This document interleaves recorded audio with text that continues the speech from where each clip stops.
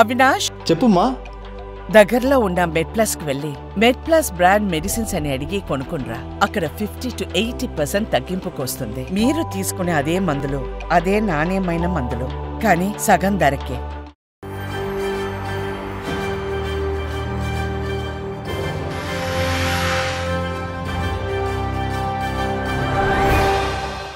నమస్తే, welcome to in depth. నేను విజయ్.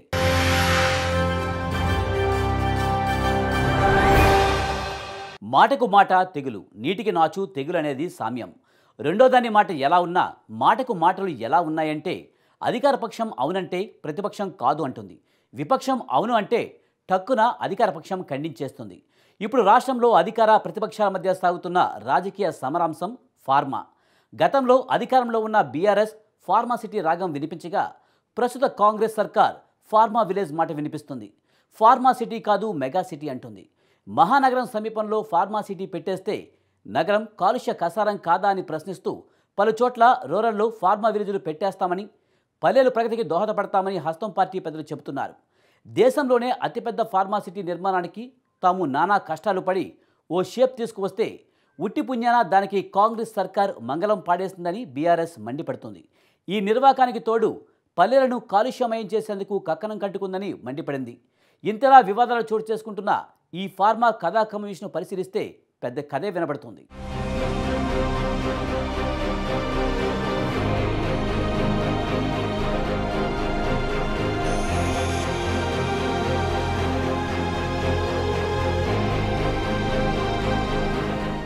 గత బీఆర్ఎస్ ప్రభుత్వం ఫార్మాసిటీ జపం చేయగా, ప్రస్తుత కాంగ్రెస్ సర్కారు మెగా సిటీ మాట వినిపిస్తుంది. ఫార్మా విలేజ్ అనే మాట వల్లెవేస్తుంది. ఈ అంశంపై అధికార విపక్షాల మధ్య తీవ్ర స్థాయిలో రాజకీయ సమరం ప్రారంభమైంది. ఫార్మా కథలు మొదలుపెట్టిన బీఆర్ఎస్ ప్రజల పాలిట ఫార్మా వరమని, ఈ వరంతో 300కు పైగా కంపెనీలు వచ్చేస్తాయని, నిరుద్యోగులు చిరుద్యోగులు ఇక కనబడరని, కోట్లాది మంది రాష్ట్ర ప్రజలకు ఇది ఎంతో ప్రయోజనకరమని వెలుగెత్తు చాటింది.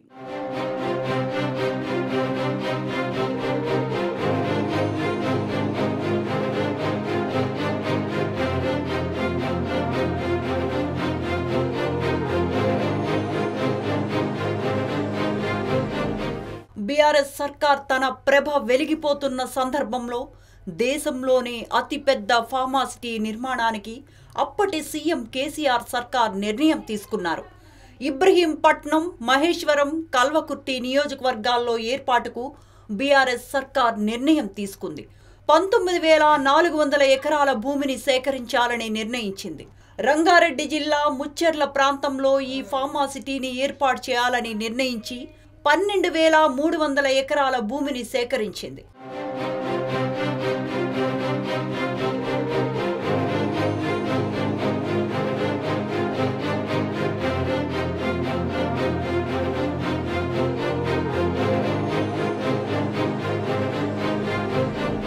పర్యావరణానికి చేటులేని మెగా టౌన్షిప్కు ప్రణాళికలు రూపకల్పన చేసింది. ఫార్మాకు కేటాయించిన భూమిపై ప్రశ్నల వర్షం కురిసినా వాటిని తేలిగ్గా తీసుకుని ముందుకు అడుగులు వేసింది. ఫార్మాసిటీకి 64,000 కోట్ల రూపాయల పెట్టుబడులు వస్తాయని అంచనాలు వేసింది. కాలుష్య రహిత ఫార్మాసిటీ ఏర్పాటు చేస్తామని గత ప్రభుత్వం ప్రకటించింది.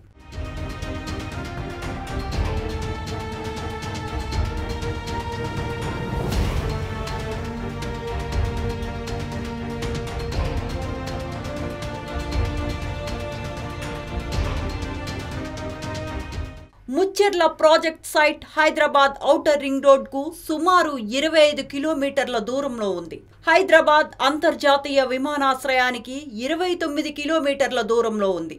అప్పటి బీఆర్ఎస్ సర్కార్ ఐటీ పరిశ్రమల శాఖ మంత్రి కేటీఆర్ చొరవతో 2018 మార్చి 24న ఫార్మాసిటీ ప్రకటన వెలువడైంది.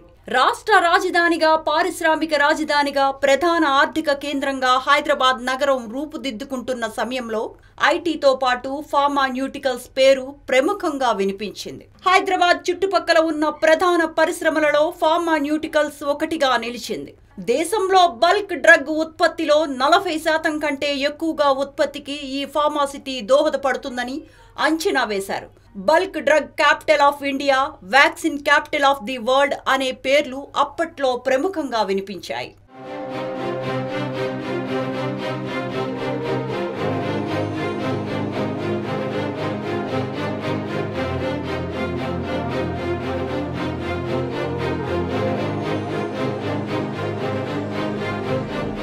2019 డిసెంబర్లో భారత ప్రభుత్వం ఈ ప్రాజెక్టుకి నేషనల్ ఇన్వెస్ట్మెంట్ మ్యానుఫ్యాక్చరింగ్ జోన్ నిమ్స్గా గుర్తింపు లభించింది. దీంతో పాటు జాతీయ ప్రాముఖ్యం కలిగిన ప్రాజెక్టుగా దీనిని గుర్తించారు. 2020లో ప్రాజెక్టుకు అడుగులు పడగా మొత్తం 350 కంపెనీలు ఫార్మాసిటీలో భూమిని కోరుతూ ప్రభుత్వాన్ని సంప్రదించాయి. మొదటి దశలో 150 కంపెనీలకు భూమిని కేటాయించారు. ఎఫ్లూయెంట్ ట్రీట్మెంట్ సదుపాయాలు, ఘన వ్యర్థాల నిర్వహణ, సురక్షితమైన ల్యాండ్ఫిల్, సహజ వాయువుని ఉపయోగించటం, పరీక్ష, పర్యవేక్షణ, నియంత్రణ మొదలైన సౌకర్యాలతో హైదరాబాద్ ఫార్మాసిటీ రెడీ అయింది. నిమ్స్ గుర్తింపు రాక అనంతరం తొలి దశకు కేంద్ర అటవీ పర్యావరణ మంత్రిత్వ శాఖ అనుమతులు మంజూరు చేసింది. ఈ నేపథ్యంలో ఫార్మా యూనిట్ల ఏర్పాటుకు 300కు పైగా కంపెనీలు ముందుకు వచ్చేశాయి. దీంతో ఉబ్బి తబ్బిబ్బైన నాటి బీఆర్ఎస్ సర్కార్ అన్ని మంచి శకునాలే అనుకుంటూ ఫార్మాసిటీ ఏర్పాటుకు సంబంధించిన వివరాలన్నిటినీ హుషారుగా వెల్లడించేసింది.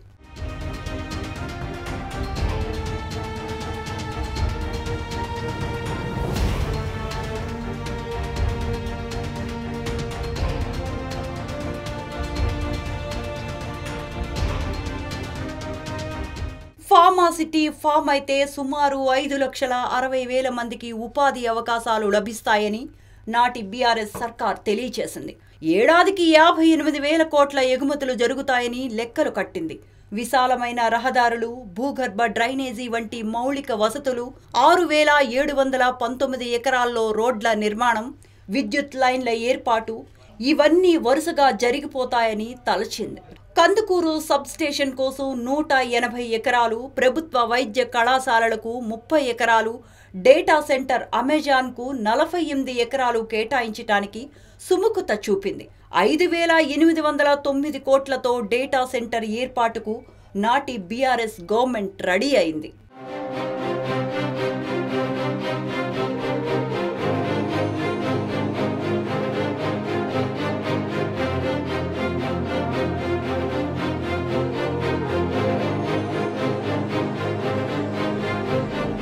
ఫార్మాసిటీ ఏర్పాటును అప్పట్లో కొందరు వ్యతిరేకించారు. కాలుష్య రహిత ఫార్మాసిటీ ఏర్పాటు చేస్తామని భూముల కోల్పోయిన రైతులకు పెద్ద ఎత్తున నష్టపరిహారం ప్రకటించింది. అయితే ఫార్మాసిటీ రద్దుపై మిశ్రమ అభిప్రాయాలు వెల్లడవుతున్నాయి.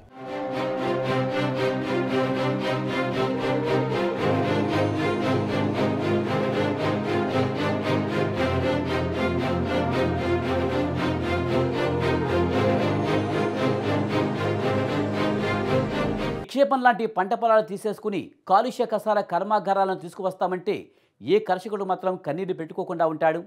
అప్పుడు బీఆర్ఎస్ ఫార్మాసిటీ మాటలపైన, ఇప్పుడు కాంగ్రెస్ ఫార్మా విలీజీ ఏర్పాటు చేష్టలపైన రైతులు తిరస్కార భావం చూపించారు. అయితే ఏ తంత్ర మంత్రాలు వినియోగించారో కానీ నాటి బీఆర్ఎస్ పాలకులు ఫార్మాసిటీకి పెద్ద ఎత్తున భూమి సేకరించి ఆ సిటీ ఏర్పాటుకు అడుగులు ముందుకు వేసాగారు. సరిగ్గా అప్పుడే డామిట్ కథ అడ్డం తిరిగింది. బీఆర్ఎస్ పరాజయం పాలైంది. కాంగ్రెస్ అధికారంలోకి వచ్చింది. సీన్ అంతా మారిపోయింది.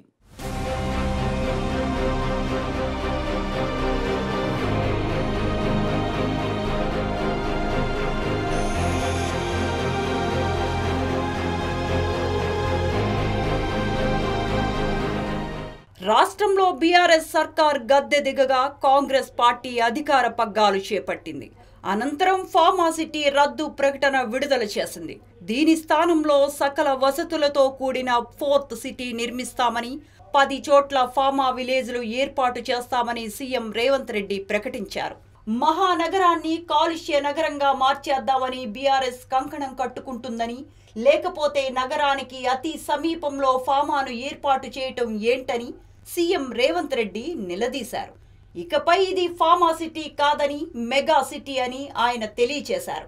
ఎక్కడికక్కడ ఫార్మా విలేజెస్ వచ్చేసి పల్లెలన్నీ అభివృద్ధి బాటలో పయనింప చేస్తామని సీఎం తెలియచేస్తున్నారు.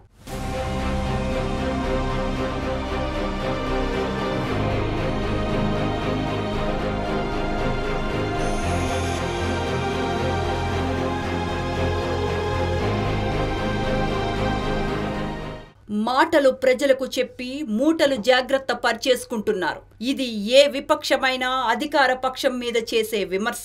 ప్రస్తుతం ఫార్మాసిటీ అంశంపై అధికార పక్షం విపక్షాలు వీర లెవెల్లో మాటల దాడులు చేసుకుంటున్నాయి. హైదరాబాద్ ఫార్మాసిటీ ప్రాజెక్ట్ రద్దు వెనుక కోట్లాది రూపాయల కుంభకోణం ఉందని మాజీ మంత్రి కేటీఆర్ ఆరోపించారు. రేవంత్ సోదరులకు లబ్ధి చేకూర్చే లక్ష్యంగా కోట్లాది రూపాయల కుంభకోణం ఇందులో దాగుందని ఆయన అన్నారు. ఫార్మాసిటీ హోదాపై ప్రభుత్వం ఉన్నత న్యాయస్థానంలో స్పష్టత ఇవ్వాలని ఆయన డిమాండ్ చేశారు.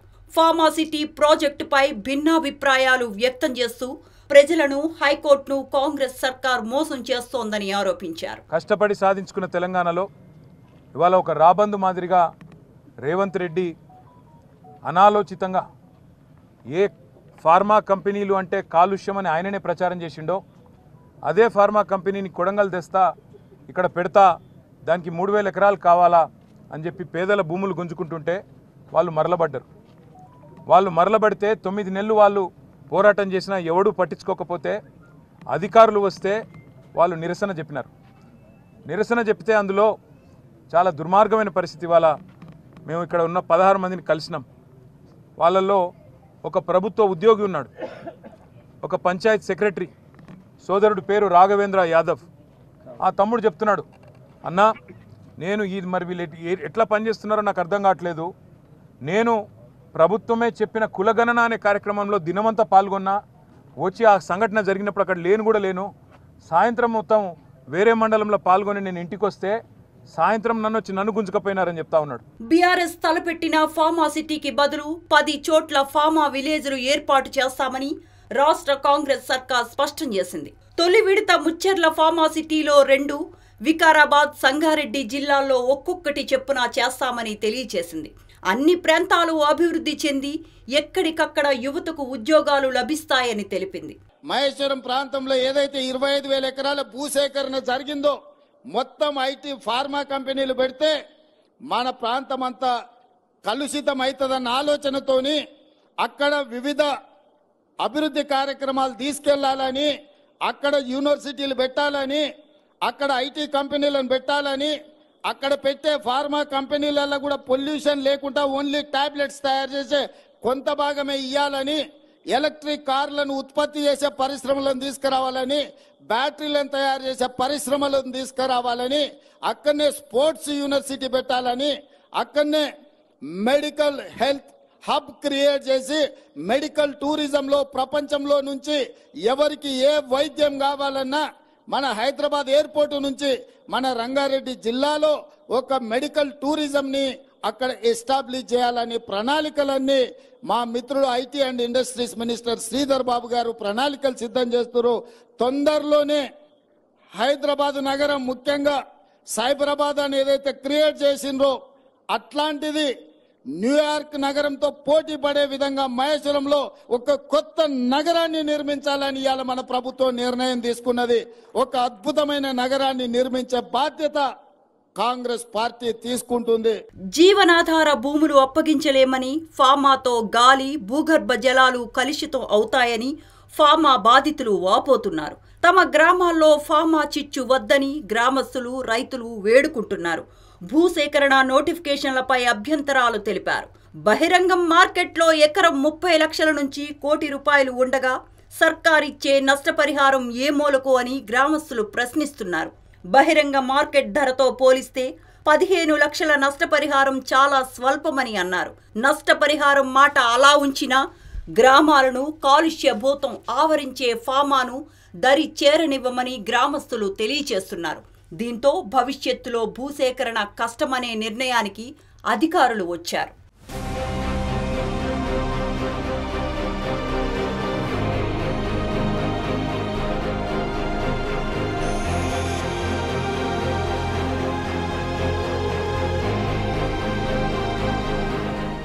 రాష్ట్రమంతా ఫార్మా విస్మరిస్తే అభివృద్ధి వికేంద్రీకరణ జరిగి ఆయా ప్రాంతాలు అభివృద్ధి చెందుతాయని, ఎక్కడికక్కడ ఉపాధి ఉద్యోగ అవకాశాలు కలుగుతాయని ప్రభుత్వం చెబుతోంది.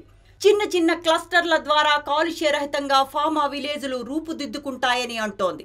కొడంగల్ ఫార్మా విలేజ్కి 1358.38 ఎకరాలు, జహీరాబాద్ ఫార్మాకు 2003 ఎకరాలు అవసరమని లెక్కలు తేల్చారు. భూసేకరణకు నోటిఫికేషన్ జారీ చేసిన సర్కారు పట్ట అసైన్డ్ అనే తేడా లేకుండా ఎకరాకు 15 లక్షలు ఇవ్వటానికి సర్కార్ రెడీ అయింది. కలెక్టర్ ఇతర అధికారులు భూముల పరిశీలనకు, ప్రజాభిప్రాయ సేకరణకు సిద్ధమయ్యారు.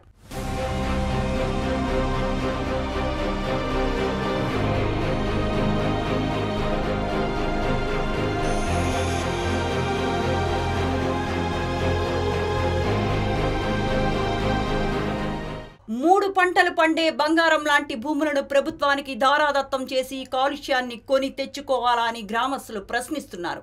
గత 15 ఏళ్లుగా పుదీనా పండించి నారాయణఖేడ్ మార్కెట్లో విక్రయిస్తున్నామని తెలిపారు. ఫార్మాసిటీ ఏర్పాటుకు సేకరించిన భూముల్లో 2 ఫార్మా విలేజెస్కు సూత్రప్రాయ నిర్ణయం తీసుకున్నారు. అయితే కొడంగల్లో ఫార్మాను వ్యతిరేకించగా లగచెర్లలో ఏకంగా కలెక్టర్ ఇతర అధికారులపై గ్రామస్తులు దాడికి తెగబడ్డారు. ఈ దాడిని ఉన్నతాధికార సంఘాలు ఖండించగా దీని వెనుక బీఆర్ఎస్ ఉందని కాంగ్రెస్ నేతలు ఆరోపించారు.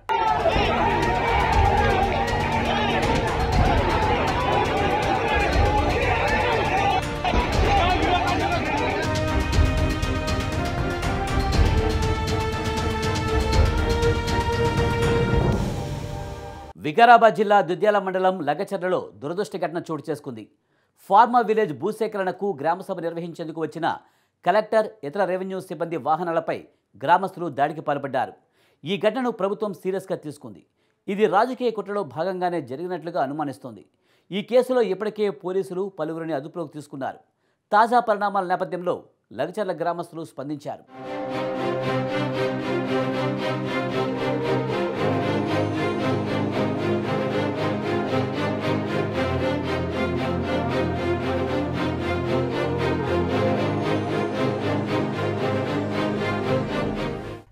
ఫార్మా కంపెనీ వద్దని, తమ భూములే తమకు కావాలని వికారాబాద్ జిల్లా దుద్యాల మండలం లగచెర్ల గ్రామస్తులు ప్రభుత్వాన్ని డిమాండ్ చేశారు. తమ గ్రామంలోకి ఫార్మా కంపెనీ వస్తుందని ప్రచారం జరిగిందని గ్రామస్తులు తెలిపారు. దీంతో తాము భూములను కోల్పోతామనే భయంతో ఆందోళన వ్యక్తం చేశామని చెప్పారు. తమ 3 గ్రామాల రైతుల నుంచి 1300 ఎకరాల భూములను తీసుకొని ఫార్మా కంపెనీ ఏర్పాటు చేయాలని ప్రభుత్వం ఆలోచనలు సాగించినట్లు తెలిసిందని అన్నారు. తాము పంటలు పండించుకొని జీవనోపాధి పొందుతున్న భూములు కోల్పోతామని తెలియటంతో నిరసన తెలిపాము తప్ప దాడులు చేయలేదని అన్నారు.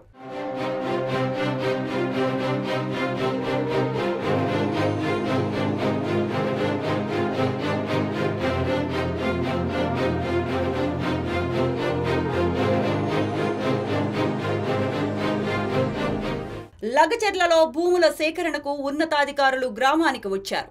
అయితే గ్రామానికి 2 కిలోమీటర్ల దూరంలో తాత్కాలిక సభకు యత్నించారు. గ్రామానికి దూరంగా సభ ఏర్పాటుపై గ్రామస్తులు అభ్యంతరం వ్యక్తం చేశారు. అనంతరం జిల్లా కలెక్టర్ ప్రతీక్ జైన్, రెవెన్యూ అధికారులు, పోలీసులు గ్రామానికి వచ్చి ప్రజాభిప్రాయ సేకరణకు ప్రయత్నించారు. అయితే ఒక్కసారిగా ఆందోళన మొదలై అది వాగ్వాదానికి దారితీసింది. ఈ నేపథ్యంలో కలెక్టర్, ఇతర ఉన్నతాధికారులపై గ్రామస్తులు దాడులకు తెగబడ్డారు.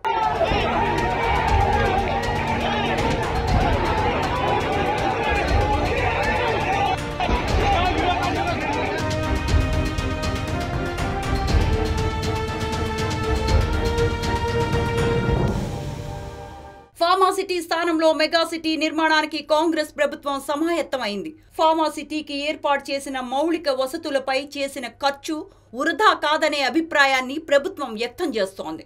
ఫార్మాసిటీకి భూములిచ్చిన రైతులు భిన్నాభిప్రాయాలు వ్యక్తం చేస్తున్నారు.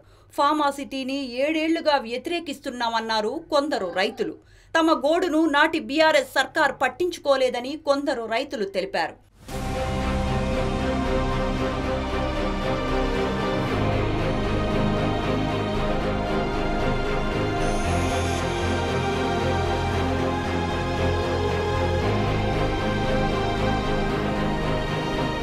కొడంగల్ మాజీ ఎమ్మెల్యే పట్నం నరేందర్ రెడ్డి అరెస్ట్ను బీఆర్ఎస్ నేతలు ఖండించారు. ఈ అరెస్టు అనైతికమని మక్తల్ మాజీ ఎమ్మెల్యే చిట్టెం రామ్మోహన్ రెడ్డి వ్యాఖ్యానించారు. ప్రధాన ప్రతిపక్ష పార్టీ నేత, ఆ ప్రాంత మాజీ ఎమ్మెల్యే అయిన పట్నం నరేందర్ రెడ్డికి ఆ ప్రాంత వాసులు తమ సమస్యలను ఫోన్లో తెలియజేస్తూ ఉంటారని, అందులో భాగంగానే ఫార్మా బాధితులు సైతం ఫోన్లో తమ సమస్యలు చెప్పి ఉండవచ్చునని ఆయన అన్నారు. న్యాయబద్ధంగా చేస్తున్న ఆందోళనకు మద్దతు తెలియచేయాలని బాధితులు కోరి ఉండవచ్చునని, అంత మాత్రాన అధికారుల దాడి వెనుక నరేందర్ రెడ్డి ప్రోద్బలం ఉందని చెబుతూ అరెస్ట్ చేయటం హేయమైన చర్య అన్నారు. మా నాయకుడు పట్నం నరేందర్ రెడ్డిని ఇవాళ ఒక టెర్రరిస్ట్ని ఇడ్చుకుపోయినట్టు నేను తెలియక అడుగుతా ఉన్నా, కనీసం వాళ్ళ భార్యకు ఇన్ఫర్మేషన్ ఇచ్చిండ్రా? అరెస్ట్ వారెంట్ ఉందా? అసలు వాళ్ళు పోలీసులు మఫ్టీలో చెతకపోతారండి? ఆయన ఏమైనా బందిపోట, తీవ్రవాద, అది అసలు అరెస్టా, కిడ్నాపా? ఏ రూల్ ప్రకారం ఇవాళ మా నరేందర్ రెడ్డి గారిని అరెస్ట్ చేశారండి? ఏ రూల్ ప్రకారం ఎత్తుకపోయినారు, ఆయన కిడ్నాప్ చేసినారు? ఇవాళ ఆ రాజ్యాంగం ఏందో మేము కూడా అడుగుతా ఉన్నాం. ఇవాళ పేపర్లో చూస్తే నిజంగా బాధ అనిపించింది. ఆ రైతులను వాళ్ళు ఏదో తీవ్రవాదులు అన్నట్టు పాపం వాళ్ళ ఇళ్ల మీద పడి, ఇళ్లలో లేకపోతే పొలాల మీద పడి తెల్లారి అరెస్ట్ చేసిన ఒక రైతు కొడుకు పుట్టినరోజు. ఇవాళ ఆ తల్లి ఆ కొడుకు ఇద్దరు ఏడుస్తూ ఉన్నారు. ఒక కూతురికి అన్నప్రాసన, ఈరోజు ఆయనను దూరం చేసినారు. ఒక తల్లికి వైద్యం చేయించాల్సిన రైతు ఆయన ఎత్తుకపోయినారు. ఆ కొడుకుని పరీక్షలు రాయాల్సిన పిల్లోని కూడా అరెస్ట్ చేసింది ఈ ప్రభుత్వం. అందుకే నేను అంటా ఉన్నా, ఇది మానవత్వం మరిచిన ప్రభుత్వం, మట్టి మనుషుల మీద క్రూరత్వాన్ని చూస్తున్న వికృత ఒక ప్రభుత్వం ఈ ప్రభుత్వం. అధికారులపై దాడి జరగడంతో ప్రభుత్వ పెద్దలు రంగంలోకి దిగారు. పరిశ్రమల శాఖ మంత్రి Sridhar Babu, Vikarabad collector Prateek Jain, IG Satyanarayana, SP Narayana రెడ్డితో సమావేశమయ్యారు. సరైన సెక్యూరిటీ లేకుండా కలెక్టర్ను గ్రామంలోకి తీసుకువెళ్లటంపై ఆగ్రహం చెందారు. అభివృద్ధి పనులకు ఎవరు అడ్డుపడినా కఠినమైన చర్యలు తీసుకుంటామని హెచ్చరించారు. తన సొంత నియోజకవర్గం కొడంగల్లో చేపట్టబోయే ఈ ప్రాజెక్టుపై సీఎం రేవంత్ రెడ్డి వెనక్కు తగ్గే అవకాశం కనిపించటం లేదని తెలుస్తోంది. అవసరమైతే ఆయనే రైతుల ప్రతినిధులతో చర్చించి పరిహారం పెంపుపై ప్రకటన చేసే అవకాశం ఉందన్న చర్చ సాగుతోంది.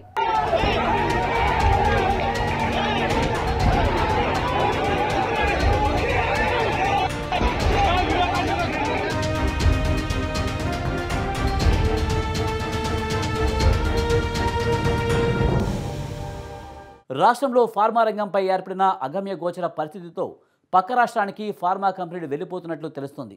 మరి ఈ విషమ సమస్యకు ఎప్పుడు ఏ రీతిన పరిష్కారం లభిస్తుందో అంతా భవితే నిర్ణయించాలి.